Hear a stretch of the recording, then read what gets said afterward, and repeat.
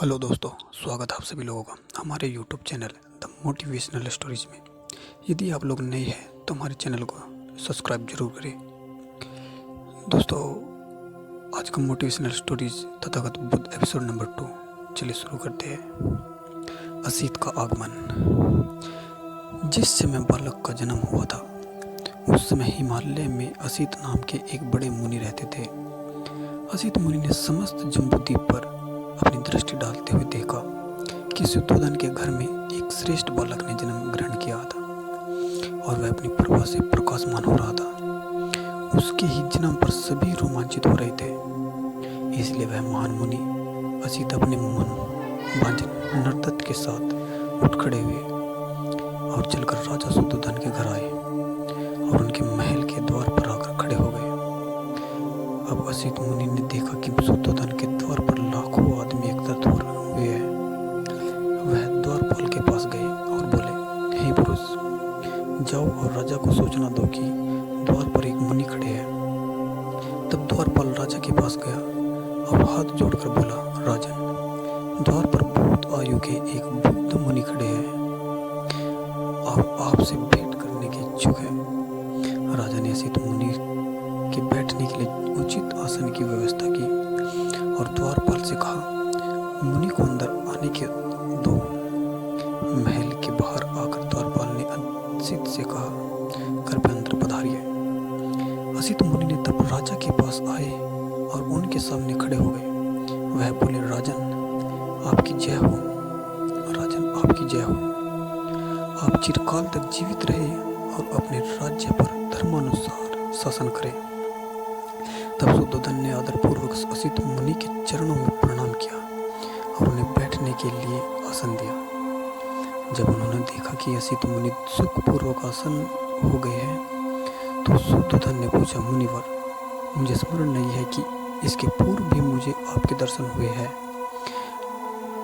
आपके यहाँ आगमन का क्या उद्देश्य है, क्या कारण है? इस पर असीत मुनि ने राजा शुद्धोधन से कहा, राजन, आपको पुत्र लाभ हुआ है, मैं उसे देखने की इच्छा से ही यहाँ आया हूँ। शुद्धोधन बोले, मुनिवर, बालक इस समय सोया हुआ है, क्या आप थोड़ी देर प्रतीक्षा करेंगे? मुनि बोले, राजन, इस तरह के प्राणी देर तक नहीं सोते हैं, वे तो स्वभाव से ही जागरूक होते हैं। तब बालक ने महान मुनि पर अनुकंपा करते हुए अपने जागने का संकेत किया। यह देखकर कि बालक जाग उठा है, शुद्धोधन ने उसे दृढ़तापूर्वक अपने दोनों हाथों में लिया और असीत मुनि के सामने ले आए। उनके मुंह से तुरंत यह रहस्यमय वाक्य निकला, निसंदेह जगत में यह अदृश्य पुरुष उत्पन्न हुआ है।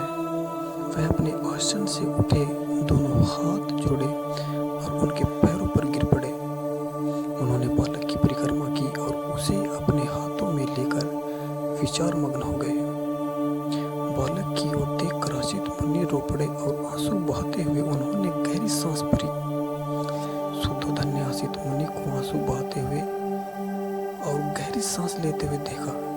उन्हें इस प्रकार रोता देखकर शुद्धोधन के रोंगटे खड़े हो गए। व्यथित होकर उन्होंने असीत मुनि से निवेदन किया, हे मुनिवर, आप इस प्रकार क्यों रो रहे हैं, आंसू बहा रहे हैं और ठंडी सांस ले रहे हैं? मैं समझता हूँ कि अवश्य ही बालक के लिए भविष्य में कोई विपत्ति नहीं होगी। असीत मुनि ने राजा को उत्तर दिया, राजन, मैं बच्चे के लिए नहीं रो रहा हूँ, उसका भविष्य तो बिल्कुल निर्विघ्न है, मैं तो अपने लिए रो रहा हूँ। ऐसा क्यों? शुद्धोधन ने पूछा। असीत मुनि ने उत्तर दिया, मैं जरा जीर्ण हूँ, व्यय प्राप्त हूँ और यह बालक सम्यक संबुद्ध होगा और इसके बाद वह अपने सिद्धांतों का उत्कृष्ट धम्म चक्र चलाएगा, जैसा उससे पहले संसार में किसी भी प्राणी ने नहीं चलाया।